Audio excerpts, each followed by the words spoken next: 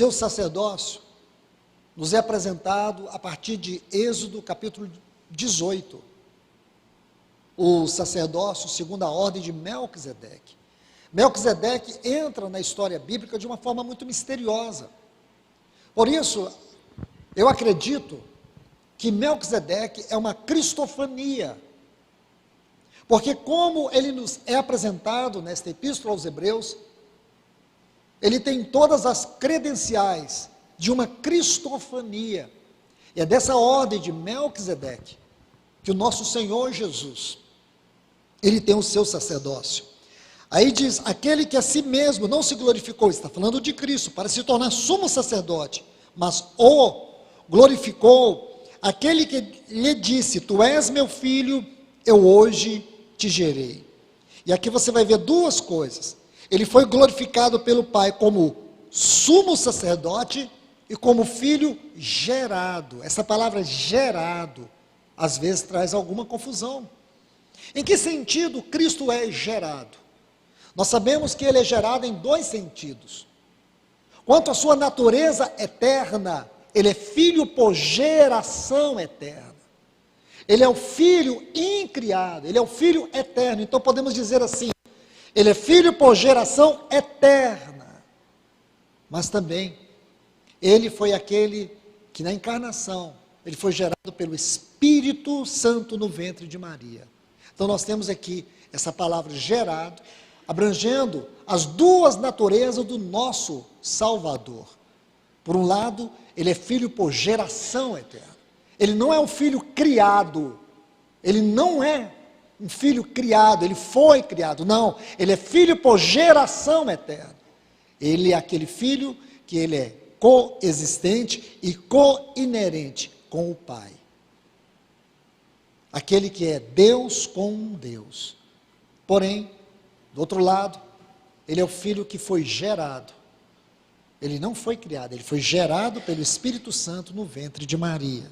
Então essa palavra, ela traz essas duas gloriosas verdades. O versículo 9 diz assim, tendo sido aperfeiçoado, essa palavra é muito importante, porque no texto original, o sentido aqui, a palavra aperfeiçoado, que é muitas vezes, ou algumas vezes é usada pelo escritor aos Hebreus, é a palavra grega teleios. Teleios. Só uma única vez ele usa como a preposição epiteleios. Aqui não é o caso. Aqui a palavra é outra. Essa palavra aqui é a mesma que é usada para consumado. Aquilo que foi concluído. Vou colocar dois textos para adiantar a nossa exposição. O primeiro está em João, capítulo 17, versículo 4. E o segundo texto está no Evangelho de João, o capítulo 19, o versículo 28. Então, João 17, 4 está assim, eu te glorifiquei na terra, consumando, é o mesmo vocábulo, no texto original, que você vai encontrar aqui no versículo 9, consumando a obra que me confiastes para fazer. O outro texto, João 19, 28, depois, vendo Jesus que estava tudo consumado, para se cumprir, esta é a palavra grega que é usada aqui no versículo 9, para cumprir a palavra, é justamente esta, cumprir, não é anterior consumado, cumprir.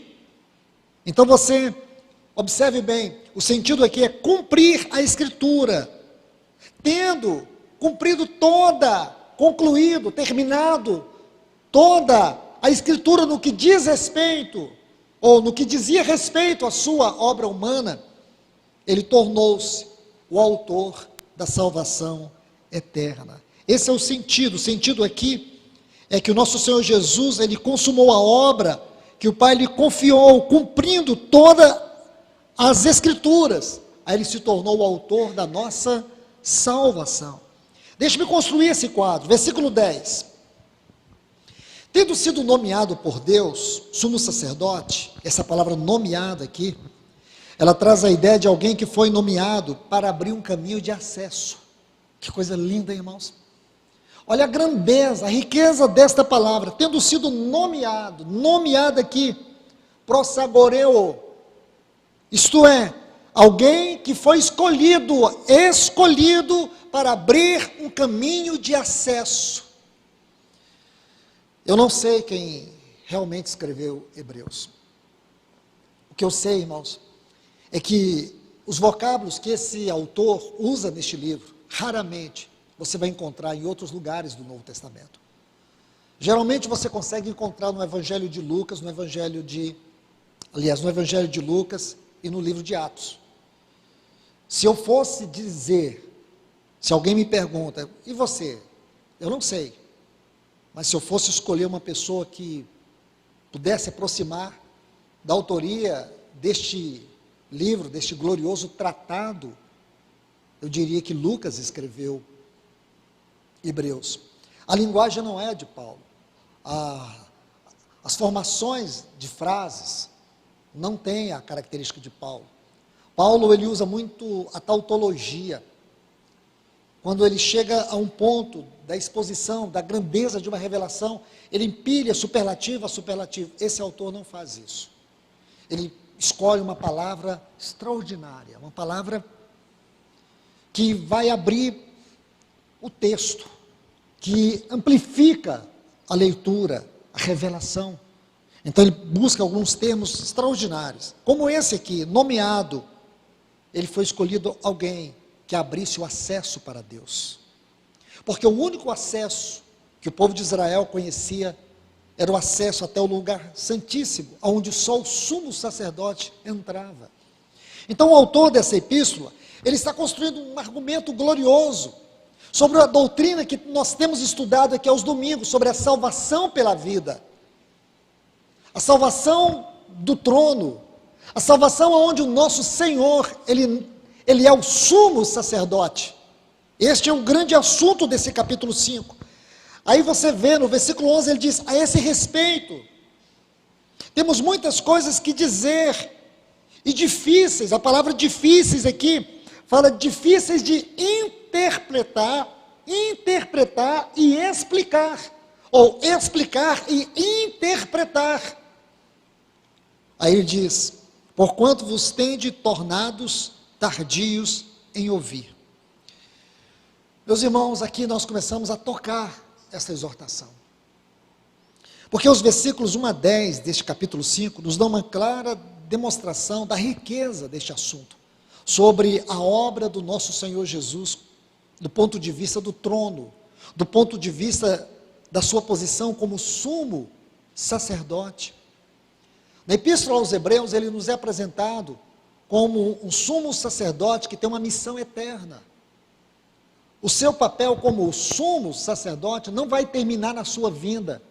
Esse papel vai continuar por toda a eternidade, porque ele é um sumo sacerdote com ofício eterno.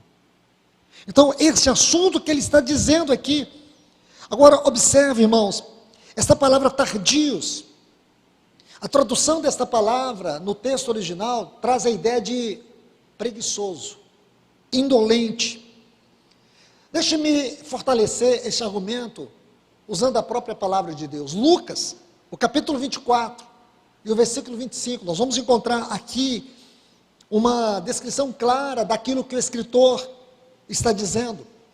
Lucas capítulo 24 e o versículo 25, diz assim, então disse-lhe Jesus, ó nércios e tardios de coração para crer em tudo que os profetas disseram. Você pode observar o quanto este texto está próximo desse versículo 11 de Hebreus capítulo 5. Nércios e tardios de coração para crer em tudo aquilo que os profetas disseram. É justamente isso. Pessoas que têm um coração indolente, incrédulo, o sentido aqui é justamente isso, indolente. Um tipo de pessoa que apresenta uma insensibilidade espiritual. Então, meus irmãos, esse é o ponto. Veja que esse autor ou escritor desse epístola, ele está dizendo para aqueles irmãos, ainda há muitos degraus para nós percorrermos, para nós avançarmos. E sabe por que nós não podemos avançar?